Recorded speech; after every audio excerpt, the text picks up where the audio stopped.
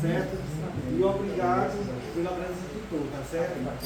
Obrigada. Eu quero agradecer também ao meu irmão, apesar de eu ter ficado com raiva dele, de ter feito tudo escondido, que não me avisou. A intenção era melhor. A intenção foi boa, sim, mas depois nem ter avisado.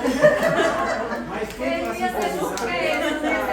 ia ser surpresa. Quer dizer, não Não foi fiquei com raiva, é força de né? expressão, não fiquei com raiva, eu só quis matar ele. Mas obrigado, foi bom, foi muito bom ver todos vocês, principalmente a Célia, que fazia não sei quanto tempo que eu não via. E nós somos as primas mais velhas da mãezinha, né? A gente foi criada praticamente juntas, né, ali. A Sara, todas elas, a Selene, a Selma, a Helene, todos vocês que vieram, pessoas que eu não conhecia, o Naldo, né? A esposa dele,